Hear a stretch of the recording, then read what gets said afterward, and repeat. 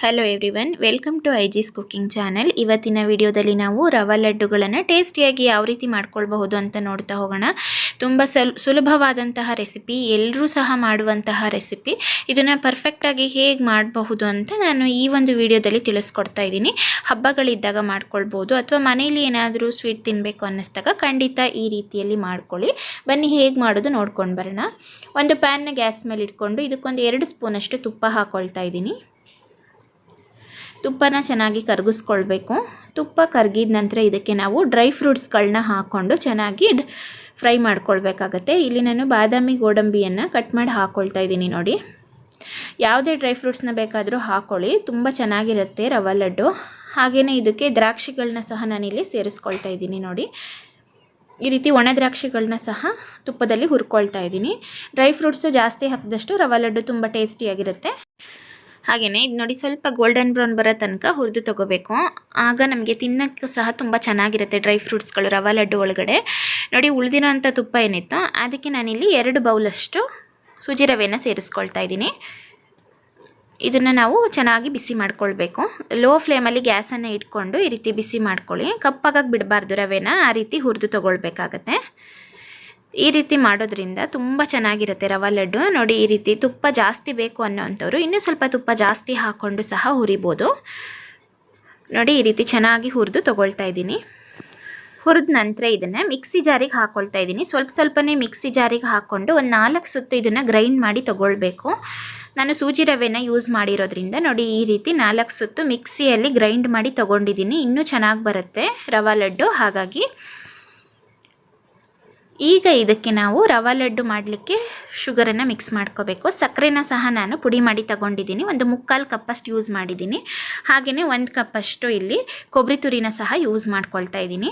Sugar ನೀವು ಎಷ್ಟು ತಿಂತೀರಾ ನೋಡಿಕೊಂಡು ಶುಗರನ್ನು ಆ್ಯಡ್ ಮಾಡ್ಕೊಳ್ಬೇಕು. ನಾನಿಲ್ಲಿ 2 ಕಪ್ಪಿಗೆ 3/4 ಕಪ್ಪಷ್ಟು ಶುಗರ್ ಯೂಸ್ ಮಾಡ್ಕೊಂಡಿದ್ದೀನಿ. ಜಾಸ್ತಿ ಶುಗರ್ ತಿನ್ನೋಂಥವ್ರು ಜಾಸ್ತಿ ಬೇಕಾದರೆ ಆ್ಯಡ್ ಮಾಡ್ಕೊಳ್ಳಿ. ಹಾಗೆಯೇ ಸ್ವಲ್ಪ ಏಲಕ್ಕಿ ಪುಡಿ 1 ಸ್ಪೂನಷ್ಟು ಹಾಕ್ಕೊಂಡಿದ್ದೀನಿ. ಈಗ ಇದನ್ನು ಚೆನ್ನಾಗಿ ಮಿಕ್ಸ್ ಮಾಡ್ಕೊಳ್ಳೋಣ. ಈಸಿಯಾಗಿ ಮಾಡ್ಬೋದಂತಹ ಒಂದು ತಿಂಡಿ ಯಾವುದಾದ್ರೂ ಇದೆ ಅಂದರೆ ಅದು ರವಾ ಲಡ್ಡು ಅಂತಲೇ ಹೇಳ್ಬೋದು. ನೋಡಿ, ತುಂಬ ಈಸಿಯಾಗಿ ಹಾಗೆಯೇ ಪರ್ಫೆಕ್ಟಾಗಿ ಬರ್ತಿದೆ. ಈಗ ಇದನ್ನು ಮಿಕ್ಸ್ ಮಾಡಿದ್ದಾಗಿದೆ. ನಂತರ ಇದಕ್ಕೆ ತುಪ್ಪ ಬೇಕು ಅನ್ನೋಂಥವ್ರು ತುಪ್ಪನ ಬಿಸಿ ಮಾಡಿ ಹಾಕ್ಕೊಳ್ಬೋದು. ನಾನಿಲ್ಲಿ 2 ಸ್ಪೂನಷ್ಟು ತುಪ್ಪನ ಬಿಸಿ ಮಾಡಿ ಹಾಕ್ಕೊಳ್ತಾ ಇದ್ದೀನಿ. ಹಾಗೆಯೇ ಮೊದಲೇ ಕರೆದು ಇಟ್ಟಿದ್ದಂತಹ ಡ್ರೈ ಫ್ರೂಟ್ಸ್ಗಳನ್ನ ಸಹ ಹಾಕ್ಕೊಳ್ತಾ ಇದ್ದೀನಿ. ನೋಡಿ, ಈಗ ಇದನ್ನೆಲ್ಲ ಮಿಕ್ಸ್ ಮಾಡ್ಕೊಳ್ಳೋಣ. ಸ್ವೀಟು ತುಂಬಾ ಚೆನ್ನಾಗಿ ಬರುತ್ತೆ. ಹಾಗೆಯೇ ಗಂಟುಗಳಿರಬಾರ್ದು, ಆ ರೀತಿ ಹೀಗೆ ಕೈಯಿಂದನೇ ಒಡೆದು ತಗೊಳ್ಳಿ. ಈಗ ಇದಕ್ಕೆ ನಾವು ಹಾಲು ಅಥವಾ ನೀರಿಂದ ಇದನ್ನು ನಾವು ಉಂಡೆಗಳನ್ನಾಗಿ ಮಾಡ್ಕೊಳ್ಬಹುದು. ಆ್ಯಡ್ ಮಾಡಿಕೊಂಡು ತುಂಬ ದಿನ ಇಟ್ಟು ತಿನ್ನೋ ಅಂಥವರು ನೀರನ್ನು ಚುಮ್ಕಿಸ್ಕೊಂಡು ಸ್ವಲ್ಪ ಉಂಡೆಗಳನ್ನಾಗಿ ಮಾಡಿ ತಗೊಳ್ಳಿ. ನಾವು ಇಲ್ಲ 2 ಅಥವಾ 3 ದಿನದಲ್ಲಿ ಇದನ್ನು ತಿಂದು ಮುಗಿಸ್ತೀವಿ ಅನ್ನೋ ಅಂಥವರು ಈ ರೀತಿ ಬಿಸಿ ಹಾಲನ್ನು ಇಟ್ಕೊಂಡು ಹಾಲನ್ನು ಹಾಕಿ ಉಂಡೆಗಳಾಗಿ ಮಾಡಿಕೊಂಡು ರವಾ ಲಡ್ಡುವನ್ನು ತಿನ್ನಿ, ತುಂಬಾ ಚೆನ್ನಾಗಿರುತ್ತೆ. ನಾನಿಲ್ಲಿ 1 ಲೋಟದಷ್ಟು ಚಿಕ್ಕ ಲೋಟದಲ್ಲಿ ಹಾಲನ್ನ ತೊಗೊಂಡಿದ್ದೀನಿ. ನೋಡಿ, ಇದನ್ನು ನೀಟಾಗಿ ಹಾಲಿಂದ ಕಲಿಸ್ಕೊಳ್ತಾ ಇದ್ದೀನಿ. ತುಂಬ ಹಾಲನ್ನು ಒಂದೇ ಸತಿ ಹಾಕಕ್ಕೆ ಹೋಗಬೇಡಿ.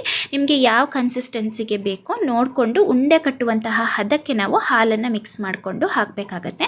ನಾನು ಒಂದು ಚಿಕ್ಕ ಲೋಟ ಹಾಲನ್ನು ತಗೊಂಡಿದ್ದೆ, ಅದರಲ್ಲಿ ಇನ್ನೂ 1/4 ಲೋಟದಷ್ಟು ಹಾಲು ನೋಡಿ ಉಳ್ಕೊಂಡಿದೆ.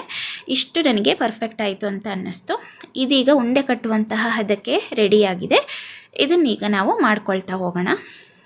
ತುಂಬ ಈಸಿಯಾಗಿರುವಂತಹ ರೆಸಿಪಿ. ಖಂಡಿತವಾಗ್ಲೂ ಮನೆಯಲ್ಲಿ ನೀವು ಇವತ್ತೇ ಟ್ರೈ ಮಾಡ್ಬೋದು. ಕಡಿಮೆ ಇಂಗ್ರೀಡಿಯೆಂಟ್ಸ್ಗಳಿಂದ ಮಾಡುವಂಥದ್ದು. ನೋಡಿ, ಈಗ ಪರ್ಫೆಕ್ಟ್ ಆಗಿರುವಂತಹ ರವಾ ಲಡ್ಡುಗಳನ್ನ ನಾವು ಮಾಡಬಹುದು. ನೋಡಿ, ಯಾವ ಸೈಜ್ಗೆ ಬೇಕೋ ಆ ಸೈಜಿಗೆ ರವಾ ಲಡ್ಡುಗಳನ್ನು ಮಾಡಿ ತಗೊಳ್ಳಿ. ಸಂಜೆ ತಿನ್ಲಿಕ್ಕೆ ಚೆನ್ನಾಗಿರುತ್ತೆ ಅಥವಾ ಮಕ್ಕಳು ಕೇಳಿದಾಗ ಮನೆಯಲ್ಲಿ ಈ ರೀತಿ ಮಾಡಿಕೊಡ್ಬಹುದು. ನೋಡಿ, ಈ ಒಂದು ಗಾತ್ರಕ್ಕೆ ನಾನು ಉಂಡೆಗಳನ್ನ ಮಾಡಿ ತಗೊಳ್ತಾ ಇದ್ದೀನಿ. ತುಂಬ ಬೇಗ ಮಾಡ್ಬೋದು. ಹಾಗೆ ನಾವು ಇದನ್ನು ಮಾಡುವಾಗ ಸ್ವಲ್ಪ ಬಿಸಿ ಬಿಸಿ ಇದ್ದಾಗನೇ ಉಂಡೆಗಳನ್ನು ನಾವು ಮಾಡ್ಕೊಳ್ಬೇಕು. ಆವಾಗ ಇದು ಸ್ವಲ್ಪ ಗಟ್ಟಿಯಾಗಿ ಕರೆಕ್ಟಾಗಿ ಕೂತ್ಕೊಳ್ಳುತ್ತೆ ಉಂಡೆ. ಹಾಗಾಗಿ ಬಿಸಿ ಬಿಸಿ ನಾವು ಯಾವಾಗ ಮಾಡಿರ್ತೀವಿ ಆಗನೇ ಈ ರೀತಿ ಉಂಡೆಗಳನ್ನ ಮಾಡಿ ತೊಗೊಳ್ಬೇಕಾಗತ್ತೆ. ಪರ್ಫೆಕ್ಟಾಗಿ ನಾವು ಈ ರೀತಿ ಕಟ್ಕೊಳ್ಬೋದು. ನೋಡಿ, ಎಲ್ಲದೂ ಸಹ ರೆಡಿಯಾಗಿದೆ. ಈಗ ನೋಡಿ, ಬಿಸಿ ಬಿಸಿಯಾದಂತಹ ರವಾ ಲಡ್ಡುಗಳು ತುಂಬ ಪರ್ಫೆಕ್ಟಾಗಿ ರೆಡಿಯಾಗಿದೆ. ಖಂಡಿತವಾಗ್ಲೂ ನೀವು ಸಹ ಇದೇ ರೀತಿಯಲ್ಲಿ ಒಂದ್ಸರಿ ಟ್ರೈ ಮಾಡಿ ನೋಡಿ, ಹೇಗೆ ಬಂತು ಅಂತ ನನಗೆ ಕಮೆಂಟ್ ಬಾಕ್ಸಲ್ಲಿ ತಿಳಿಸ್ಕೊಡಿ. ಹಾಗೆಯೇ ನಾನು ಮಾಡುವಂತಹ ಎಲ್ಲ ವಿಡಿಯೋಗಳು ನಿಮಗೆ ಇಷ್ಟ ಆಗ್ತಿದ್ರೆ ಫ್ರೆಂಡ್ಸ್, ವಿಡಿಯೋವನ್ನು ಲೈಕ್ ಮಾಡಿ, ಚಾನಲ್ನ ಸಬ್ಸ್ಕ್ರೈಬ್ ಮಾಡಿಕೊಂಡು ಸಪೋರ್ಟ್ ಮಾಡಿ. ನೋಡಿ, ತುಂಬಾ ಚೆನ್ನಾಗಿ ಬಂದಿದೆ. ಖಂಡಿತವಾಗ್ಲೂ ಟ್ರೈ ಮಾಡಿ. ಹಾಗೆ ಇಷ್ಟ ಆಗಿದ್ದರೆ ಲೈಕ್ ಮಾಡಿ. Thank you.